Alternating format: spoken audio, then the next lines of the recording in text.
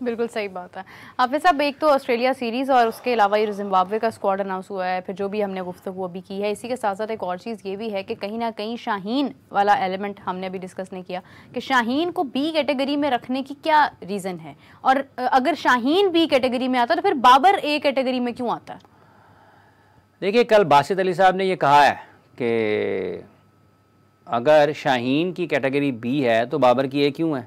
कल उन्होंने इन ख्यालात का इजहार किया है बासित अली साहब ने। अगर उन्होंने कहा कि कारकर्दगी की बुनियाद पर अगर आपने किया तो शाहीन की इनफरादी तौर पर कारकर्दगी बाबर से बेहतर है, बाबर की कारकर्दगी उतनी ज़्यादा अच्छी नहीं है। सो इसलिए मेरा ख्याल है कि यही वो सवालात हैं जो क्रिकेट के हलकों में जो लोग इसके ऊपर गौर व फिक्र करते हैं, सोच विचार करते हैं, उनके जहन में है कि आपको एक तरीके से ट्रीट करना चाहिए था तमाम खिलाड़ियों को, और अगर आप 3-4 खिलाड़ियों को एक कैटेगरी में रख सकते थे तो फिर आपको रखना चाहिए था। इसका मतलब यह है कि बाबर की अगर ख़राब कारकर्दगी है तो वो फिर ए में कैसे हैं, और अगर शाहीन और बाबर दोनों एक ही जगह पर टीम से बाहर होते हैं और एक ही जगह पर टीम पे वापस आते हैं तो दोनों मतलब इतना अच्छा नहीं है। इसको ज़्यादा बेहतर तरीके से होना चाहिए।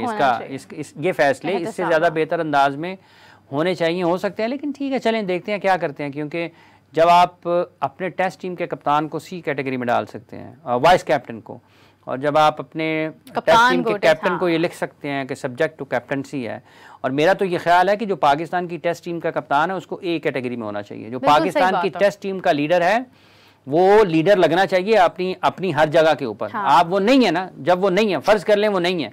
अच्छा, आज आपके साथ वो मौजूद भी थे, आपकी गुफ्तगू भी उनके साथ हुई है, वो कितने मतलब देखिए काम है, मतलब he is still not so aggressive and not so demanding, मतलब ही इज फाइन, कि वो ठीक है, उनका एक अंदाज है बात करने का। अभी सेंट्रल कॉन्ट्रैक्ट का आपने जिक्र किया है, हाँ। वो पाकिस्तान टीम के टेस्ट टीम के कैप्टन है और वो उस कैटेगरी में नहीं है जहाँ पर वाइट बॉल का कैप्टन है। हाँ। ठीक है, शान 3 फॉर्मेट नहीं खेलते, लेकिन इसका तयन कौन करेगा कि शान 3 फॉर्मेट क्यों नहीं खेलते?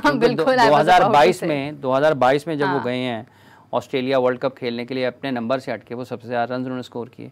लिस्ट ए में जो पाकिस्तान की कौमी सतह की वनडे टूर्नामेंट है उसमें उनका लगभग मेरा 50-60 के दरमियान में एवरेज है वनडे मैचेस में। तो आप इस चीज़ को भी एक तरफ रख दें, लेकिन आपकी टेस्ट टीम का कप्तान है, आपका सबसे बड़ा फॉर्मेट टेस्ट फॉर्मेट है, और उस टेस्ट फॉर्मेट के वाइस कैप्टन को आपने सी कैटेगरी में, मेरा ख्याल है साउथ शकील सी कैटेगरी में, और उसमें डेब्यू पर 100 करने वाला जिसने आपके फर्स्ट क्लास का भी रिकॉर्ड बनाया और जो कई बरसों से पाकिस्तान के लिए फर्स्ट क्लास क्रिकेट खेल रहा है, वो आपकी डी कैटेगरी में है। तो ये एक तरजीहात का तयन आपको करना है कि आपने, और जब आपकी क्रिकेट आपकी तवील दौरानिए की क्रिकेट ठीक होगी ना, तो उससे जब आप बड़ी बस बना लेते हैं ना तो फिर आपके लिए गाड़ियां बनाना आसान हो जाता है। कि आपके पास टेक्नोलॉजी आ गई ना यार, मैंने तो बड़ा जहाज बना लिया, तो घर बनाना तो मैं घर बनाना मुश्किल हो जाएगा, नहीं आप बना सकते हैं। तो ये चीजें आपको देखने की जरूरत है। इसमें वो नजरअंदाज हुई हैं, लेकिन लोग खुश होंगे, ठीक हो गया, उसने भी ठीक है, मोहसिन साहब ने ठीक कर दिया, आकिब साहब ने ठीक कर दिया, ठीक है, लेकिन जब रिजल्ट्स आएंगे तो फिर ये सारी गुफ्तगू उलट हो जाएगी। देखिए, रिजल्ट अच्छे आने चाहिए। जब आप नौजवान खिलाड़ियों के साथ जाते हैं तो फिर ये इसका उतना ज़्यादा नहीं होता।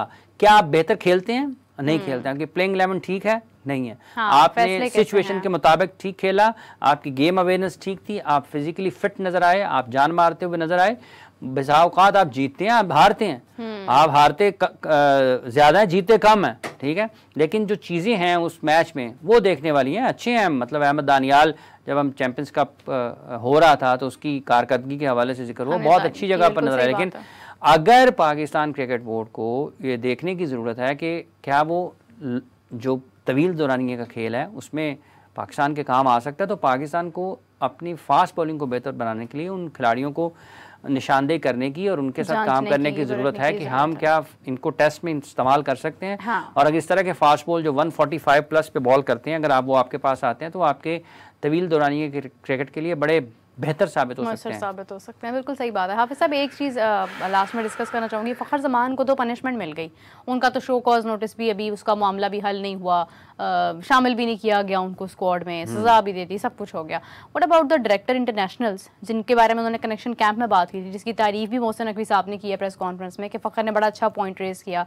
बहुत अच्छा काम किया, लेकिन मामला क्या हुआ उनके साथ? उन्होंने क्या अच्छा किया है, दोबारा नहीं करना। बाहर भेज दिया ना फ़खर को, इसीलिए तो ये जो काले चश्मे वाले हैं उनमें वही साहब है जिनका आपने अभी नाम लिया है। ये जितने भी काले चश्मे वाले हैं या फिर वो कोई और चश्मा पहन के फिर रहे हो, ये सारे वही हैं। वो अकेला डायरेक्टर इंटरनेशनल नहीं है, वो चूँकि घूम ज़्यादा गए हैं इस मामले में, उनके साथ और भी काफ़ी सारे लोग हैं जिनके फैसले ठीक नहीं हैं, जो उस तरीके से पाकिस्तान के क्रिकेट को नहीं चला सके जिस तरह चलाने की ज़रूरत थी। तो फ़खर ने चूँकि अच्छा काम किया था कनेक्शन कैंप में, इसीलिए वो बाहर है। फिर उन्होंने कहा ठीक है यार, हमें अच्छा काम करने वाले की ज़रूरत नहीं। देखिए, पनिशमेंट जब आप कोड ऑफ कंडक्ट वायलेट करते हैं, तो जब आप कवायद ज़वाबत की खिलाफ वर्जी करते हैं तो आपको सज़ा मिलनी चाहिए, ठीक है।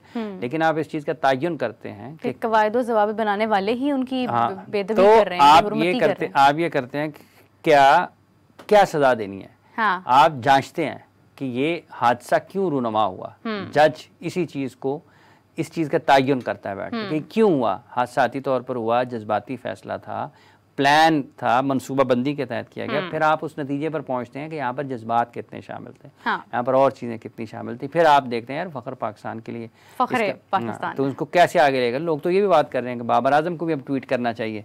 बिल्कुल करना चाहिए। लोग तो कल से सवाल हो रहा है कि फ़खर के लिए बाबर आजम को भी ट्वीट करना चाहिए। बाबर आजम को क्या लिखना चाहिए? This shall pass. नहीं, बाबर आजम को लिखना चाहिए Stay strong. नहीं, बाबर आजम को लिखना चाहिए सबसे पहले तुमने घबराना नहीं है फ़खर जमान। लिख ही ना दे गई वो। खैर, उम्मीद करते हैं कि जी ये जो मोहब्बत है, जो मोहब्बत फ़खर ने दिखाई है, वो बाबर को भी दिखानी चाहिए। और आई डोंट नो कि बाबर दिखाते हैं नहीं दिखाते उनको बस ठीक है।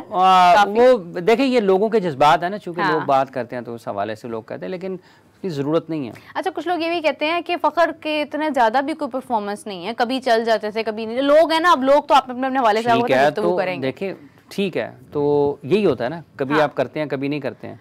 तो न्यूजीलैंड के खिलाफ जो पाकिस्तान वर्ल्ड कप में जब उनको खिलाया था तो उन्होंने परफॉर्म किया था ना। तो कौन सा इस टीम में ऐसा खिलाड़ी है जो 10 मैचों में 10 परफॉर्म करता है? तो दुनिया की किसी भी टीम में 10 मैचों में 10 कौन करता है? ऐसा नहीं होता। आप कभी हर दिन आपका नहीं होता। नहीं होता। बिल्कुल सही बात है। खैर हाफिज़ साहब, बहुत शुक्रिया, thank you so much for joining us. और इसी के साथ अभी आज की गुफ्तगू का इख्तिताम करते हैं। बहुत सारी खबरें थी और करते कराते हम तमाम खबरों को जो है वो डिस्कस कर ही चुके हैं। तो अपना बहुत सारा ख्याल रखिएगा। आपसे मुलाकात होती है कल नई डिटेल्स के साथ। तब तक के लिए हाफिज़ साहब और मुझे इजाज़त दीजिए। Take care, bye bye.